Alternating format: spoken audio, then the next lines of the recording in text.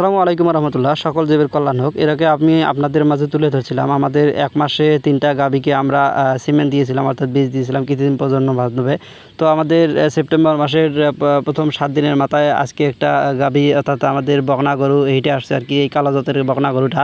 তো আমি গতকালকে এটাকে দেখছিলাম খার ভাঙছিল প্রচুর পরিমাণে। তো ডাক্তারকে ফোন দিয়ে রাখছিলাম, এজন্য ডাক্তার আজকে সকাল সকাল চলে আসছে এবং সকালবেলায় গাভীটাকে মানে আমাদের এই বকনা গরুটাকে মানে বীজ দেবে আর কি। তো এই জন্য সকাল সকাল চলে আসছে। মূলত আমাদের এটা হচ্ছে প্রথমবার এই গরুটাকে প্রথমবার বীজ দেওয়া হবে।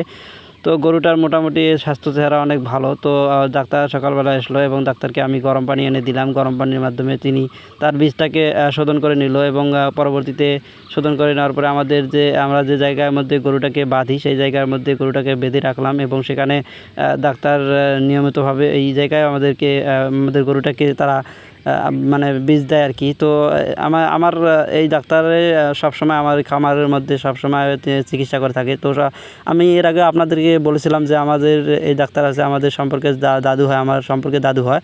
তো ডাক্তারের নাম হচ্ছে মোহাম্মদ হামিদ। তো উনি আমাদের গরুগুলোকে সবসময় দেখাশোনা করে। তবে আমাদের এই বকনা গরুটাকে মানে এই বীজ দেওয়ার সময় সবচেয়ে বড় একটা সমস্যার সম্মুখীন হয়েছে, সেটা হচ্ছে আমাদের এই গরুটার মধ্যে প্রচুর পরিমাণে চর্বি নামছিল আর কি। চর্বি নামার কারণে জরায়ু আসলে সহজে খুঁজে পাওয়া যায়নি আর কি। তো এজন্য একটু অনেক সময় লাগছিল, মানে এত সময় লাগছিল আমার বাকি গরুগুলোকে বীজ দেওয়ার সময় এত সময় লাগেনি এবং ডাক্তারও অনেকটাই হয়রানির মুখে মানে পড়তে হয়েছে আর কি। আসলে যেহেতু এটা প্রথমবার এটাকে বীজ দিতেছি, এজন্য একটু সমস্যার মধ্যে পড়তে হয়েছে আর কি। তো এজন্য অনেকবার গরুটাকে নড়ানামা করলাম। তারপরেও ডাক্তার দাদু আমার এই গরুটার মধ্যে অনেক সমস্যার মধ্য দিয়ে মানে খুঁজে পাইতেছে না আর কি। তো অনেক খোঁজাখুঁজির পরে পরবর্তীতে অবশ্য পাইছিল, কিন্তু তারপরে অনেক হয়রানির মধ্যে পড়তে হয়েছে তাকে। আসলে আল্লাহর রহমতে এটা নিয়ে আমাদের খামারে ৪টা মানে গাভীকে বীজ দেওয়া হলো আর কি। তো আমাদের মূলত 2টা গাভী এবং 4টা বকনা ছিল, তার মধ্যে 2টা বকনাকে বীজ দেওয়া হয়েছে এবং 2টা গাভীকে বীজ দেওয়া হয়েছে, আর মাত্র 4টা মানে 2টা বকনা আছে। তো আশা করা যায় ওই 2টা বকনাও কিছুদিনের মধ্যে হেঁটে আসতে পারে ইনশাআল্লাহ।